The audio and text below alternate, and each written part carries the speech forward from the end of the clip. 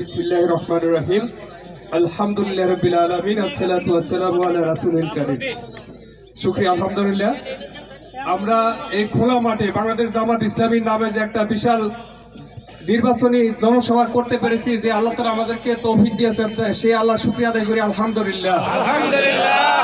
আজকে ঘাটাইল আসনের নির্বাচনী জনসভায় উপস্থিত, আজকের সভাপতি উপস্থিত, আমাদের প্রধান অতিথি, আমাদের ঘাটাইলের সকলের শ্রদ্ধাভাজন দায়িত্বশীল এবং ঘাটাইলের সকলের জননেতা অধ্যক্ষ হোসনে বাবুল ভাই উপস্থিত, ঘাটাইলের সংগ্রামী আমির বাংলাদেশ জামাত ইসলামীর আমির আমাদের রাসেল ভাই উপস্থিত, আমাদের কয়েকজন সদস্য এখানে রুহুল কবির ভাই আছেন উপস্থিত, আবুল কাসেম ভাই আছেন, সকলের প্রতি এবং উপস্থিত আমাদের কর্মীদল সকলের প্রতি সালাম, আসসালামু আলাইকুম রহমতুল্লাহ। যে আমি সংক্ষেপে আপনাদের সামনে কিছু কথা বলতেছি।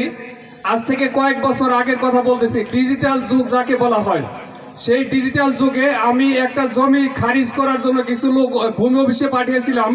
তারা সেই জমি খারিজ করার টার্গেট দিছিল ৮০,০০০ টাকা। সেইটা দর কষাকষি করতে করতে ৪০,০০০ টাকা নেমে আসছে। সেই ৪০,০০০ টাকার পর আমাকে একটা রিসিপ্ট দিয়েছে, মানি রিসিপ্ট, মাত্র ১৩০০ টাকার। সেই সরকারের খাতায় গেছে ১৩০০ টাকা, আর বাকি টাকা কিন্তু সেই ডিজিটাল যুগ খাইয়ে বলাইছে। আমরা কিন্তু আগামী দিনে এই সমস্ত ডিজিটাল যুগ আমরা চাই না। আগামী দিনে আমরা কোরআনের আইনে দেশ গড়তে চাই। আগামী দিনে আপনারা যদি দাঁড়িপাল্লায় ভোট দেন, বাংলাদেশ জামাত ইসলামী যদি দাঁড়িপাল্লায় বিরোচিত হয়ে বিজয়ী হয়ে এই দেশ পরিচালনার সুযোগ পায়, তাহলে এই সমস্ত দুর্নীতি দূর হবে। বাংলাদেশ জামাত ইসলামী যদি ভোট দেয়, জামাত যদি ক্ষমতায় আসে, আমরা সকল নাগরিকের অধিকার আমরা ফিরে পাবো। আমরা সকল নাগরিক আমরা নিরাপত্তা পাবো। সেই বিষয়ে আমি আপনাদের সকলের সামনে বলতে চাচ্ছি এটাই, বাংলাদেশ জামাত ইসলামীকে যদি ভোট দেয়, তাহলে আমরা ১ নম্বরে পাবো দলীয় কোন দলে মারামারি করে গুলি খেয়ে কোন লোক মারা যাবে না, কোন মায়ের বুক এই বাংলাদেশে খালি হবে না। দলীয় কোন দলে এই সমস্ত জনগণের উপরে মিথ্যা মামলার কোন হয়রানিমূলক কোন কাজ হবে না।